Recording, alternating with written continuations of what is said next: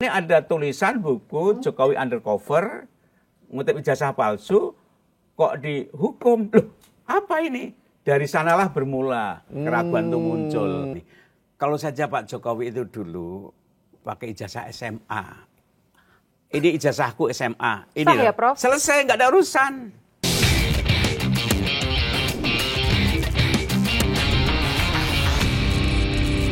Prof, sekarang kita ngomongin ijazah. Oke. Kenapa ini kita tanyakan ya?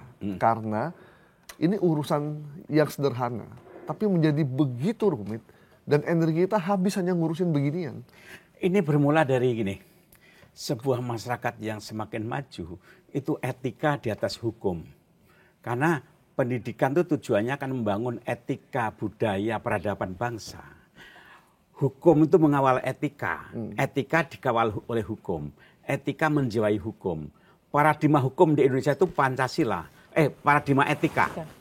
Pancasila itu paradigma etika. Undang-undang itu mestinya mengawal dijiwai oleh Pancasila. Tapi ini kan jalan sendiri. Hukum tanpa etika itu alat penindasan. Tapi etika tanpa hukum dia nggak bisa nyentuh kaki tanah. Nggak bisa jadi awang-awang aja berarti. Awang-awang aja. Pancasila dipuji-puji abstrak, tapi tidak pernah menjadi kontrak sosial. Yang mendalikan hukum tapi tanpa etika. Nah, ini bisa jadi alat penindas. Nah, ijazah itu bagi saya bisa ditarik pada wilayah etika dan hukum. Sungguhnya ijazah itu bagian dari komunitas kampus, itu adalah sentra dari civil society, yaitu kampus itu pusat masyarakat beradab sivil di kampus. Dengan demikian bagi saya urusan ijazah itu tidak perlu dengan hukum, masuk wilayah politik, nggak perlu. Cukup diselesaikan di kampus. Karena kampus itu masyarakat yang sangat komited pada etika dan di sana punya ilmuwan, punya sains. Hei, Pak Jokowi, Anda punya ijazah kan? Ayo dong. Dengan bangga sukarela tunjukkan. Kawan-kawan Fakultas Sains yang kamu ahli forensik digital. Teliti ini, Pak Jokowi, silakan teliti. Selesai urusannya, terbuka, saksikan oleh Senat Guru Besar. Kan seorang kampus yang sampaikan begitu. Andaikan orang meragukan ijazah saya serahkan Senat Guru Besar, undang Fakultas Sains, forensik, teliti ijazah saya. Selesai. Dan saya sebagai orang kampus, mantan rektor, saya malu kalau urusan ijazah sampai urusan sampai hukum, ke polisi. Sampai apa urusannya polisi dengan ijazah? Gitu. Karena ijazah domainnya domain akademik. Iya, domain akademik. Dan di kampus itu ada etika, ada saintis, selesai urusannya. Tapi sekarang ternyata kampusnya pun tidak memberikan ini, Prof. Tidak mau mengeluarkan karena itu hak prerogatif dari si pemilik ijazah. Katanya. Nah, ini udah terjadi proses politisasi. Ijazah yang mestinya urusan akademik, ngapa dibawa pada ranah hukum dan politik. Di situ bagi saya yang mungkin hanya di Indonesia juga seperti itu. Tapi kalau menurut Prof, progres yang berjalan hingga saat ini, drama-dramanya gitu kan, kenapa dilama-lamain, kenapa tidak ditunjukkan aja, itu tadi intinya ya Prof ya. Apa penilaian Prof? Mungkin Pak Jokowi sebagai... itu kan ada panggung depan, panggung belakang.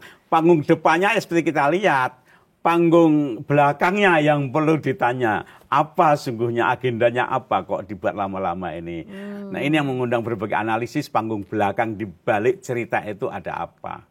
Gitu. Kalau panggung depannya kelihatanlah ya diteliti aja selesai. Tapi nyatanya tidak. Berarti ada agenda panggung belakang.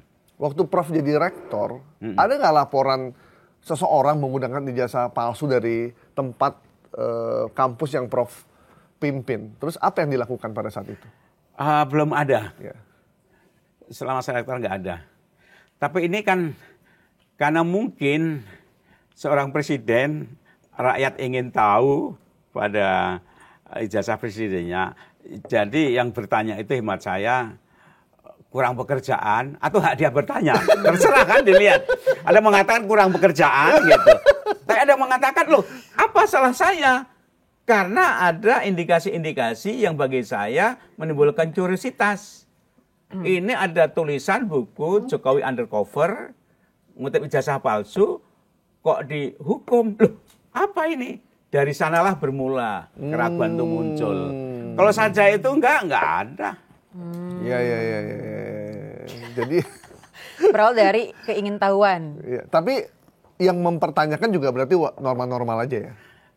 Normal aja, tapi yang ngasih komentar macam-macam juga normal biasa saja. Iya. Di era keterbukaan itu silahkan ngomong aja, silahkan. Tapi bagi saya ini pernah belajar Popperian. Dalam Popper tuh gini, sebuah kebenaran itu harus di-challenge. Dan truth, kebenaran, tidak ragu kalau di-challenge. Tapi kalau kebohongan itu selalu ingin mengelak. Gitu. Okay. Tapi kalau kebenaran itu silahkan. Dunia sains itu yang dicari adalah truth, kebenaran. Di-challenge. Kalau ternyata salah, oke. Maka ada muncul teori berikutnya yang lebih benar. Tapi kalau ternyata di-challenge benar, menunjukkan berarti solid kebenarannya.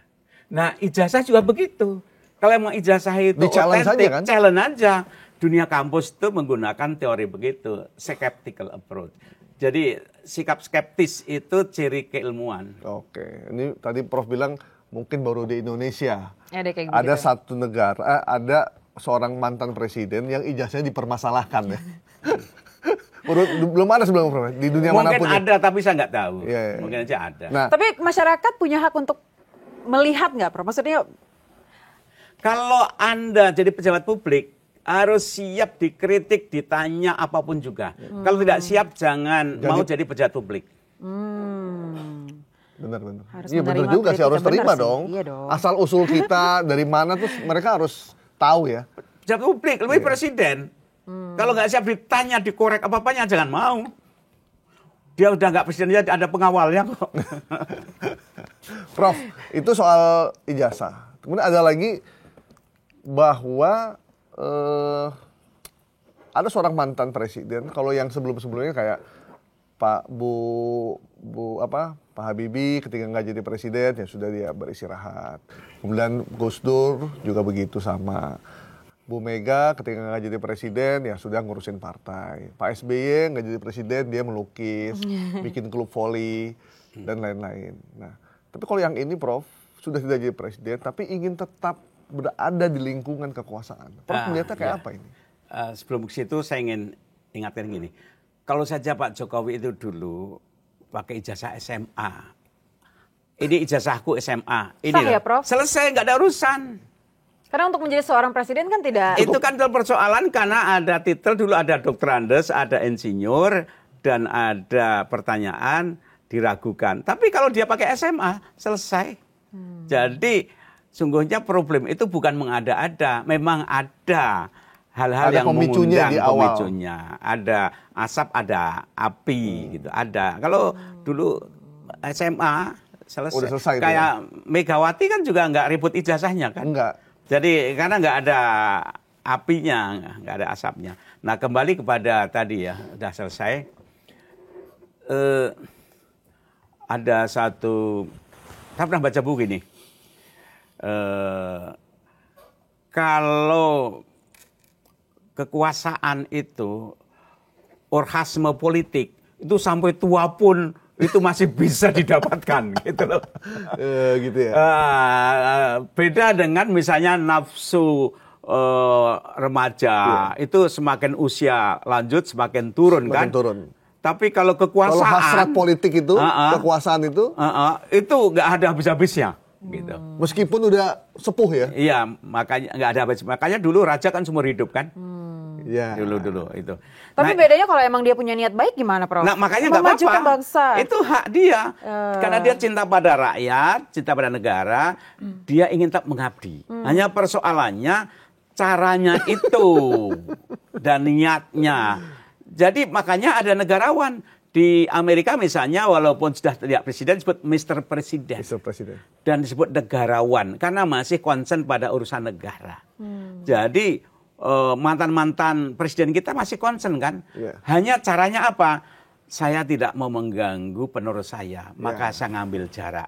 Saya mengabdi pada negara, pada bangsa dengan cara yang lain. Gitu. Disinilah yang agak unik dari Jokowi.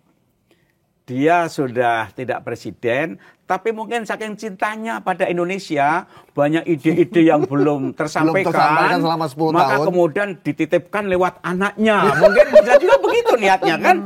Kita harus husnuzon dong. Tapi selama 10 tahun beliau menjabat, balik lagi ke media sosial dan media massa, banyak sekali para supporter Pak Jokowi ini ya selalu memberikan motivasi di kepemimpinan Mas Gibran gitu ya. Pak Gibran. Gini, jadi itu berbagai cara saja. Justru ini silahkan ada hal-hal yang bersifat ideologis, ada bersifat emosional, ada subjektif. Tapi ada aspek-aspek yang faktual, empiris, politis. Oleh karena itu, apakah kontribusi Jokowi silahkan dibuka. Kemudian warisan yang negatif, faktual, kuantitatif silahkan dibuka. Jadi dalam beberapa hal Prabowo itu dia harus terima kasih pada Jokowi karena dia ikut berjasa sampai dia jadi presiden. Tapi juga ada beban-beban warisan dia yang memberatkan Prabowo. Misalnya yang mengemuka sekarang Bush, kereta cepat, yang hutangnya sampai 116 triliun. Ya, yang gitu-gitu. Itu nggak usah ideologis, itu angka buka aja. Kemudian uang yang mandek IKN, kemudian tambang dijual habis, tambang-tambang terkuras tapi tidak nambah kekayaan aset. Yang gitu-gitu ahli keuangan yang tahu, bukan saya. Artinya apa? Hal yang objektif, yang faktual, kuantitatif, silakan dibuka apa adanya. Dan kita nggak usah baperan. Tapi ada sebenarnya masyarakat sudah ingin, ada yang mengatakan sebaiknya Pak Prabowo sudah berani aja, jangan tersandra, jangan khawatir bahwa kalau Pak Prabowo berani, rakyat tuh ada di belakang beliau. Iya. Itu banyak harapan begitu, Prof. Anda begitulah subjektif. Jokowi itu menyandra atau membantu Presiden Prabowo sekarang terjadi? Ya banyak orang bilang menyandra. Siapa tahu dia punya loya anak buah yang dulu berjasa, Pak Prabowo, kamu jadi presiden, saya bantu dengan staf-staf saya, loyalis saya, membantu kamu. Itu kan membantu itu kan. Iya. Tapi sisi lain itu menyandra gitu. Jadi terserah dari mana Anda lihat. Apakah Jokowi itu menyandra atau membantu? Kalau menurut Prof apa? Aku sebagai Dewan Pers diundang, saya di tengah-tengah aja.